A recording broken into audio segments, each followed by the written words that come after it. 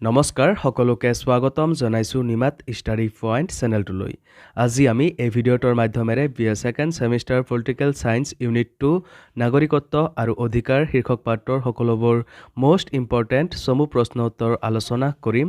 আজিৰ এই ভিডিঅ'টোত আমি যিবোৰ প্ৰশ্ন উত্তৰ আলোচনা কৰিম এইবোৰ প্ৰশ্ন উত্তৰ তোমালোকৰ এক্সামত প্ৰায় আহি থাকে, চ' ভিডিঅ'টো প্লিজ শেষলৈকে চাবা।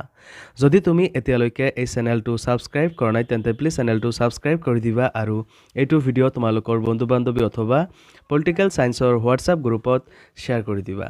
মৰমৰ ছাত্ৰ ছাত্ৰীসকল, এইটো ভিডিঅ'ৰ ডেছক্ৰিপশ্যনত BA ছেকেণ্ড ছেমিষ্টাৰ পলিটিকেল ছায়েন্সৰ সকলো ইউনিটৰ ভিডিঅ'ৰ প্লেলিষ্টৰ লিংক দিয়া আছে, তাত ক্লিক কৰি তোমালোকে সকলো ইউনিটৰ ভিডিঅ'বোৰ চাই ল'বা। চ' ব'লা তেন্তে বেছি পলম নকৰি আজিৰ ভিডিঅ'টো আমি আৰম্ভ কৰোঁ।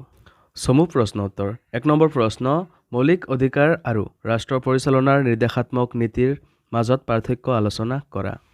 উত্তৰ 1. মৌলিক অধিকাৰসমূহ বলবৎযোগ্য, কিন্তু ৰাষ্ট্ৰ পৰিচালনাৰ নিৰ্দেশাত্মক নীতিসমূহ বলবৎযোগ্য নহয়। 2. মৌলিক অধিকাৰসমূহ সকলোৰে বাবে মানি চলাটো বাধ্যতামূলক আৰু ইয়াক ভংগ কৰিব নোৱাৰি, আনহাতে নিৰ্দেশাত্মক নীতিসমূহ বাধ্যতামূলক নহয়।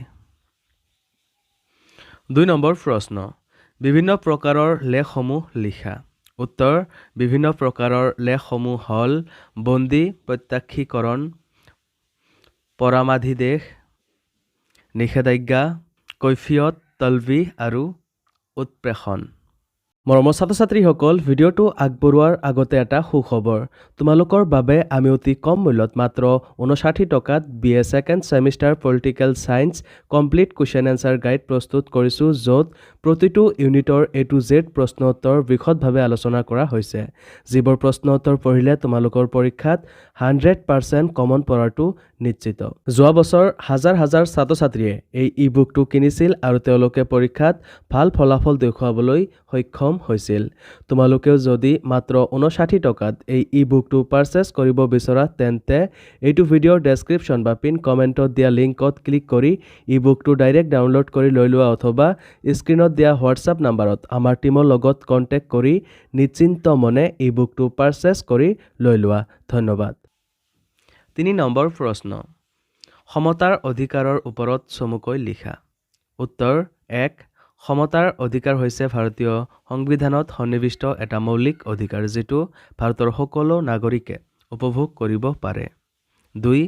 সমতাৰ অধিকাৰটো ভাৰতীয় সংবিধানৰ 14 নম্বৰ অনুচ্ছেদৰ পৰা 18 নম্বৰ অনুচ্ছেদলৈ বৰ্ণনা কৰা হৈছে। 4 নম্বৰ প্ৰশ্ন, নিৰ্দেশাত্মক নীতিৰ ভাগসমূহ কি কি? উত্তৰ, নিৰ্দেশাত্মক নীতিৰ ভাগসমূহ হ'ল অৰ্থনৈতিক, সামাজিক, গান্ধীবাদী আৰু আন্তঃৰাষ্ট্ৰীয় শান্তি আৰু সুৰক্ষা সম্বন্ধীয় নীতি। 5 নম্বৰ প্ৰশ্ন, মৌলিক অধিকাৰসমূহৰ দুটা সীমাবদ্ধতা লিখা। উত্তৰ, মৌলিক অধিকাৰসমূহৰ দুটা সীমাবদ্ধতা হ'ল ক. মৌলিক অধিকাৰসমূহ সীমিত, খ. জৰুৰীকালীন অৱস্থাৰ সময়ত অধিকাৰসমূহ বাতিল হৈ যায়। 6 নম্বৰ প্ৰশ্ন, অধিকাৰ বুলিলে কি বুজা? উত্তৰ, অধিকাৰ হ'ল কিছুমান সুযোগ সুবিধাৰ সমষ্টি যিবোৰ জনসাধাৰণৰ ব্যক্তিত্ব আৰু প্ৰতিভা প্ৰকাশত সহায় কৰে। লাস্কিৰ মতে অধিকাৰ হ'ল সেইবোৰ সামাজিক চৰ্ত যিবোৰ অবিহনে কোনো মানুহে নিজকে আৱিষ্কাৰ কৰিব নোৱাৰে। 7 নম্বৰ প্ৰশ্ন, দেশীয়কৰণৰ মাধ্যমত নাগৰিক হোৱা বুলিলে কি বুজা? উত্তৰ, নাগৰিকত্ব লাভ কৰাৰ বিভিন্ন উপায়ৰ ভিতৰত দেশীয়কৰণ অন্যতম। এই পদ্ধতিত কোনো বিদেশীয়ে এখন দেশত নিৰ্দিষ্ট সময় বসবাস কৰাৰ পিছত আবেদন জনাই দেশীয়কৰণৰ জৰিয়তে নাগৰিকত্ব লাভ কৰিব পাৰে। 8 নম্বৰ প্ৰশ্ন, মৌলিক অধিকাৰৰ দুটা বৈশিষ্ট্য লিখা। উত্তৰ, মৌলিক অধিকাৰৰ দুটা বৈশিষ্ট্য হ'ল ক. সংবিধানৰ অপৰিহাৰ্য অংগ, খ. বিস্তৃত আৰু বৰ্ণনাযুক্ত। 9 নম্বৰ প্ৰশ্ন, ৰাষ্ট্ৰৰ নিৰ্দেশাত্মক নীতিৰ দুটা লক্ষ্য উল্লেখ কৰা। উত্তৰ, ৰাষ্ট্ৰৰ নিৰ্দেশাত্মক নীতিৰ দুটা লক্ষ্য হ'ল নম্বৰ 1. সামাজিক ন্যায় প্ৰতিষ্ঠা কৰা, নম্বৰ 2. ভাৰতবৰ্ষক কল্যাণকামী ৰাষ্ট্ৰ হিচাপে প্ৰতিষ্ঠা কৰা।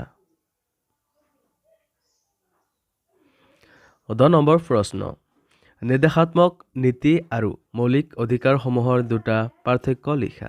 উত্তৰ: নিৰ্দেশাত্মক নীতি আৰু মৌলিক অধিকাৰৰ দুটা পাৰ্থক্য হ'ল ক. মৌলিক অধিকাৰসমূহ বাদযোগ্য, নিৰ্দেশাত্মক নীতিসমূহ বাদযোগ্য নহয়। খ. মৌলিক অধিকাৰসমূহ কাৰ্যকৰী কৰাৰ বাবে নতুন আইন প্ৰণয়ন কৰাৰ প্ৰয়োজন নহয়, কিন্তু নিৰ্দেশাত্মক নীতিসমূহ কাৰ্যকৰী কৰিবৰ বাবে আইন প্ৰণয়নৰ প্ৰয়োজন হয়। 11 নম্বৰ প্ৰশ্ন। গান্ধীবাদী নীতিসমূহৰ বিষয়ে চমুকৈ লিখা। উত্তৰ: গান্ধীবাদী নীতিসমূহৰ বিষয়ে চমুকৈ লিখা হ'ল: নম্বৰ 1. স্বায়ত্তশাসনৰ গোট হিচাপে গাঁও পঞ্চায়তৰ প্ৰতিষ্ঠা কৰা। নম্বৰ 2. গ্ৰাম্য অঞ্চলত সহযোগিতামূলক আৰু ব্যক্তিগত ভিত্তিত কুটীৰ শিল্পৰ বিকাশ সাধন কৰা। 12 নম্বৰ প্ৰশ্ন। ভাৰতীয় সংবিধানৰ 19 নং অনুচ্ছেদত সন্নিৱিষ্ট দুটা অধিকাৰৰ উল্লেখ কৰা। উত্তৰ: ভাৰতীয় সংবিধানৰ 19 নং অনুচ্ছেদত সন্নিৱিষ্ট দুটা অধিকাৰ উল্লেখ কৰা হ'ল: নম্বৰ 1. বাক স্বাধীনতা আৰু মত প্ৰকাশৰ অধিকাৰ। নম্বৰ 2. সংস্থা গঠনৰ অধিকাৰ। 13 নম্বৰ প্ৰশ্ন। ভাৰতীয় নাগৰিকৰ দুটা মৌলিক কৰ্তব্য লিখা। উত্তৰ: ভাৰতীয় নাগৰিকৰ দুটা মৌলিক কৰ্তব্য হ'ল: ক. সংবিধান মানি চলা। খ. ভাৰতবৰ্ষৰ ঐক্য সাৰ্বভৌমত্ব ৰক্ষা কৰা। 14 নম্বৰ প্ৰশ্ন। সাধাৰণ অধিকাৰ আৰু মৌলিক অধিকাৰৰ মাজত পাৰ্থক্য লিখা। উত্তৰ: সাধাৰণ অধিকাৰ আৰু মৌলিক অধিকাৰৰ মাজত পাৰ্থক্য হ'ল: নম্বৰ 1. সাধাৰণ অধিকাৰবোৰ সাধাৰণ আইনৰ দ্বাৰা সুৰক্ষিত আৰু বলবৎ কৰা হয়, আনহাতে মৌলিক অধিকাৰবোৰ ৰাষ্ট্ৰৰ সংবিধানৰ দ্বাৰা সুৰক্ষিত কৰা হয়। নম্বৰ 2. সাধাৰণ অধিকাৰবোৰ সাধাৰণ আইন প্ৰণয়ন প্ৰক্ৰিয়াৰে বিধানমণ্ডলে সংশোধন কৰিব পাৰে, আনহাতে মৌলিক অধিকাৰবোৰ সংবিধান সংশোধনৰ দ্বাৰা পৰিৱৰ্তন কৰিব পৰা যায়। 15 নম্বৰ প্ৰশ্ন। সুনাগৰিকৰ দুটা গুণ লিখা। উত্তৰ: সুনাগৰিকৰ দুটা গুণ হ'ল: নম্বৰ 1. এজন সুনাগৰিক হ'বলৈ হ'লে তেওঁৰ ৰাষ্ট্ৰৰ নিজৰ কৰ্তব্যসমূহ ভালদৰে পালন কৰিব লাগিব। নম্বৰ 2. এজন সুনাগৰিক হ'বলৈ হ'লে দেশ আৰু সংবিধানৰ প্ৰতি আনুগত্য প্ৰকাশ কৰিব লাগিব। মৰমৰ ছাত্ৰ ছাত্ৰীসকল, আজিলৈ এইখিনিয়ে। তোমালোকক যদি আৰু অধিক প্ৰশ্ন উত্তৰ লাগে অথবা এতিয়ালৈকে মাত্ৰ 59 টকাত BA second semester political science complete question answer গাইডটো পাৰচেছ কৰা নাই, তেন্তে এইটো ভিডিঅ'ৰ ডেছক্ৰিপশ্যন বা পিন কমেণ্টত দিয়া লিংকত ক্লিক কৰি এই বুকটো ডাইৰেক্ট ডাউনলোড কৰি লৈ লোৱা অথবা স্ক্ৰীণত দিয়া হোৱাটছআপ নাম্বাৰত আমাৰ টীমৰ লগত কণ্টেক্ট কৰি নিশ্চিন্ত মনে এই বুকটো পাৰচেছ কৰি লৈ লোৱা। ধন্যবাদ।